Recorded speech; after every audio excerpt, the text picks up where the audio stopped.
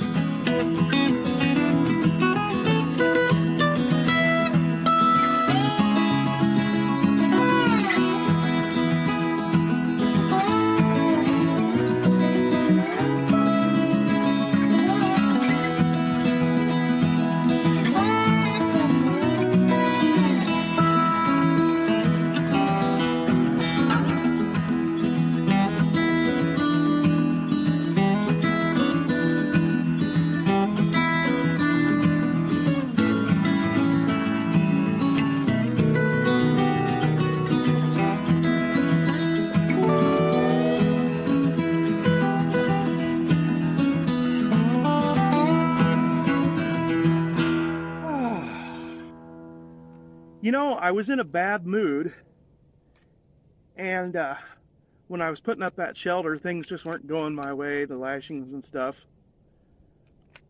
I now realized why. Hadn't had a step 2. What was I thinking? Today's step 2 is actually a cider. Ciders count. This is a cranberry apple cider. I think I got this at Aldi's.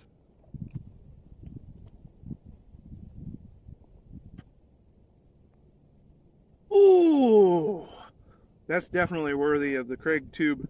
Ooh, that's really, really good.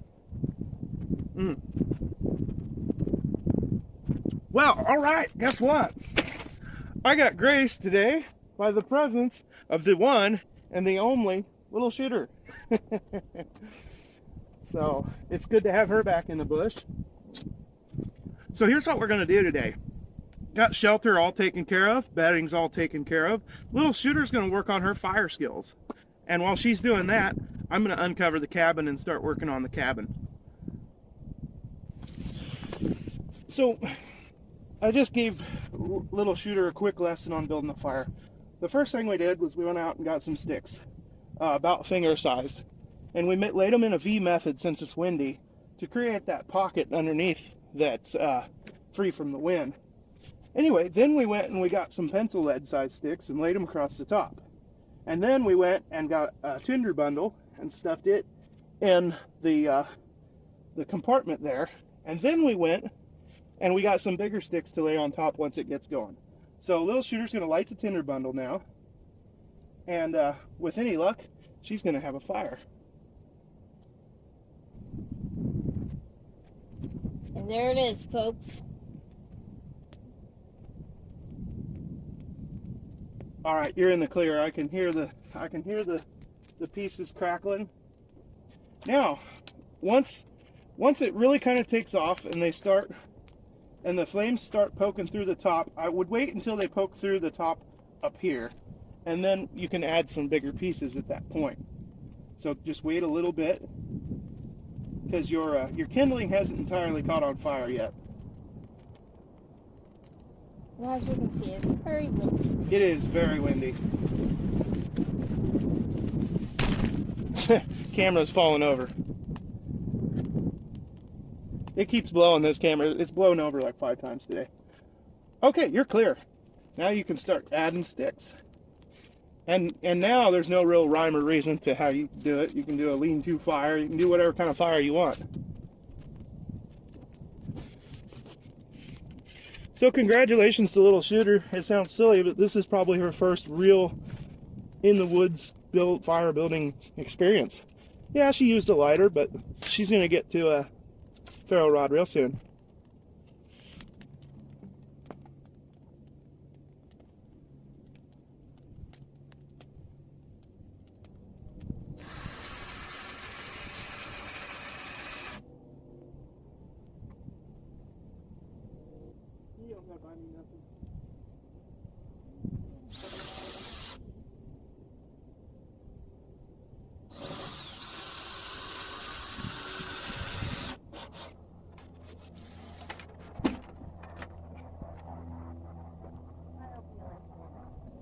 So, I just had an idea. I've thought of it before, but I didn't think it would be feasible. If I put a top plate all the way around this cabin, I can put this wall that faces the pond on hinges and have it fold down towards the pond and be a deck for during the spring and summer and fall when the weather's nice. You could literally open one end of the cabin up to the pond. I'm going to think about this one before I attach this wall permanently. I think I'm going to think about this idea. Unfortunately, I have to leave again like I have in the past. Today is Tuesday and I have to go do my radio show. But I do got all 4 walls up. I got my shelter for tonight in place. And so we're going to go do the radio show. And then when I come back, we're going to cook supper. And I'm going to put a level and a square and everything on these walls.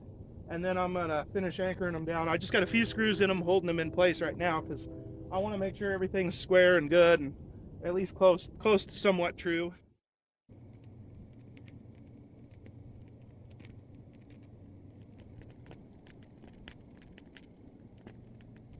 So I'm not going to lie. When I first had this idea, the Gull wing shelter, it was really more so to just let the breeze blow through. But then I had the silly idea of putting a fire on both sides. And when I first had the idea, I thought, well, that's silliness. I didn't even know if I wanted to do the idea for an in the bush because I figured I was wasting my time. I figured you'll be burning too much wood and you'll be up all night tending to 2 fires instead of 1. And it's just not going to work very well. You're going to smoke yourself out because 1 fire is always going to be smoking you because the wind and everything. And I'm finding just quite the opposite. I'm really, really shocked. One of the first things I've noticed is the amount of light that I'm getting from having 2 fires instead of 1 is really amazing. And the comfort level that you have, because there's not a dark side of your shelter, there's not darkness behind your back wall of your shelter, it eliminates the unknown. So your shelter just seems safer, you know. Even though I know we live in Southeast Iowa, there's no boogeyman that's going to get you, but it's still having yourself enclosed really does give you a sense of being protected, and having a fire on each side of you gives you that same sense. Sitting here underneath the shelter, the warmth is outstanding. It's clearly warm from both sides. It's pretty amazing. Now here's the only downfall. It's supposed to rain tonight. If it starts raining, I'm going to have to pick a side and put it down, because what'll happen is the rain could pool here in the middle, and now in theory it should run off that way because this thing's sloped, but the last thing I want to do is get wet. So if it rains, I'm going to have to put one of the sides down. I think there actually might be something to this. As stupid as this seems, there might actually be something to the dual fire Gull wing shelter. Today we're going to do the first foil pack that I think we've done on In the Bush. Foil packs are a popular camping food staple. Today we're going to do, over the course of In the Bush, probably many different kinds of foil packs. You really can't go wrong. You can throw anything in them. But today I have the last of the zucchini that I grew this year in my garden. And I have an onion, some garlic, and some cheese. And I have some leftover chicken. I got chicken strips tonight at the place where we're doing my radio show, Dr. Getwell's. Very good food.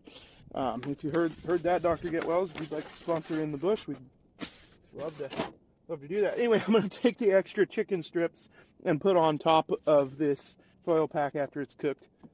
So, a lot of times, Little Shooter taught me this recipe, and a lot of times we'll take grilled chicken and dice it up and put it in with the zucchini. It's really good. Anyway, without further ado, it's time to chop.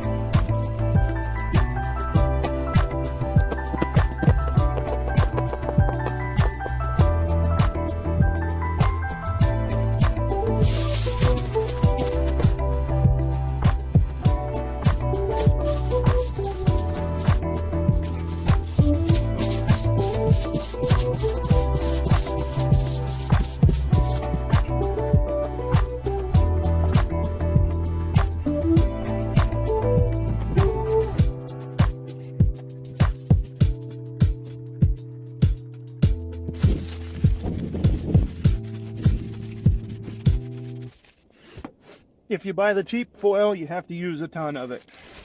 I kind of learned a lesson there. Buy a little better aluminum foil. Don't buy the 99-cent stuff.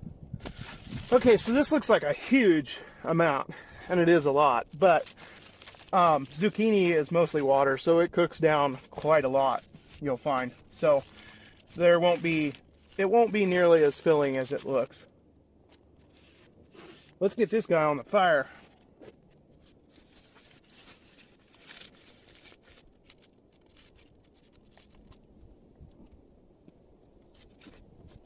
I'm going to add some mozzarella cheese.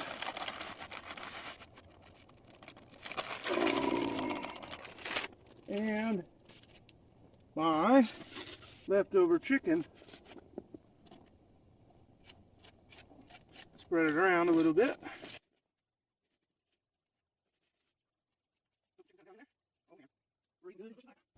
So the zucchini is already cooked. It's, like I say, it just turns into a mash, kind of a mush. And close it up the best we can. I'm gonna make sure and buy better tinfoil next time. All right, let that melt the cheese and heat up our chicken, and we're gonna be eating.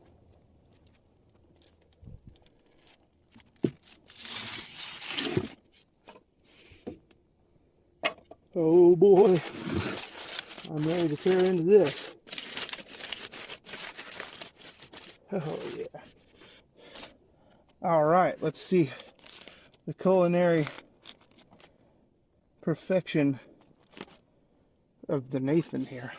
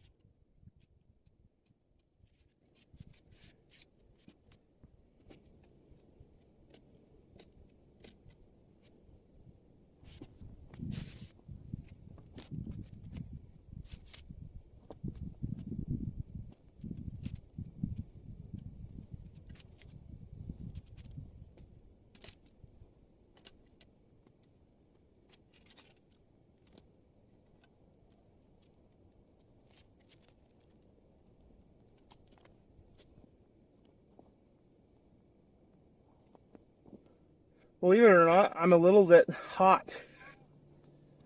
The heat coming from both sides is incredible. Well, I'm gonna get some shut eye. I'll see y'all in the morning.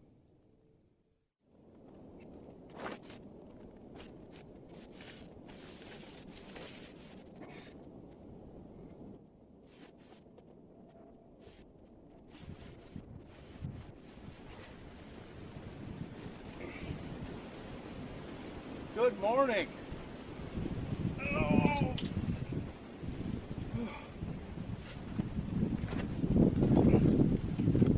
Okay.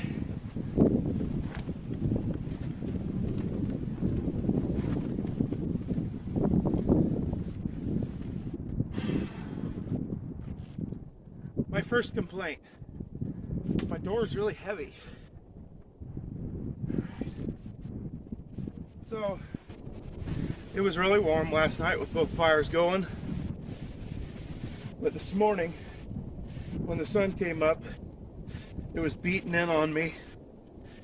And the temperature was dropping and the wind was picking up. It was blowing in a cold front. The weather report said there'd be a warm front followed by a cool front just a few hours later, and that's exactly what happened. So it's much, much cooler today. So what I did was the fires were dying out, so I just put the flaps down. That's what's great about the Gull wing shelter. It's very useful. Yeah, so my verdict on the double fire shelter. It works. It absolutely works. I'm shocked. I thought it was a stupid idea. Like I said, I wasn't even going to do it, but I'm glad I did. It works so well that I'm going to revisit it in a future episodes. So here's what I'm thinking. Later on In the Bush, we're going to do self-feeding fires. How cool would it be to have a double fire shelter with 2 self-feeding fires? You sleep all night, roasty, toasty, warm.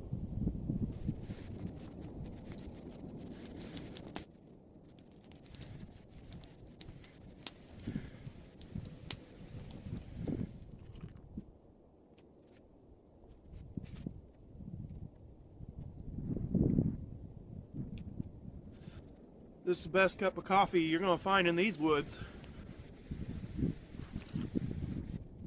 I'm going to get busy on the cabin after I finish my coffee here. I'm going to stay out here until the sun goes down about 5 o'clock, and then I'll head back to society.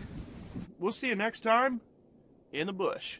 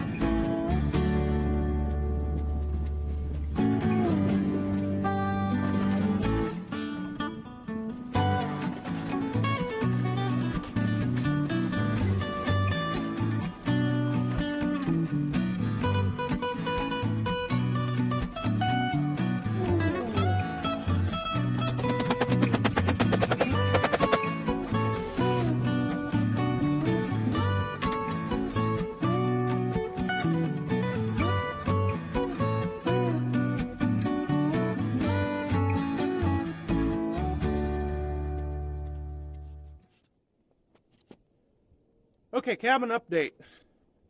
So, the fold down wall is gonna happen. It's gonna work. This wall is gonna be hinged at the bottom here, and it's gonna fold down to make a deck which looks out over the pond. And during the summer, it can be open air kind of deal. And I might put a screen in it, but we'll see. That can be done later. I just shimmed this just a little bit to create a gap there so this can open and close freely. So, in order to support the roof, I had to make a header because this is technically a door. So I had to make a giant header that goes all the way across. That should hold the weight of the roof well, hopefully. And then what I did was I just put some 2x4s up straight and level, and I'm putting my ridge beam up 5 foot, and then I have to leave, but when I get back, I'm going to try stringing the tarp over the ridge beam and see if 5 foot allows us enough overhang. So this is where the cabin's at. We'll see you soon. Hey y'all, quick cabin update. Today is November 22nd, and I just finished installing the last rafter. All the rafters are installed. Now I've got to do some quick cuts here and there, and then I'll be able to put the tarp on the roof temporarily. But anyway, this is where we're at on the cabin. It is Monday, November 22nd. The rafters are all installed.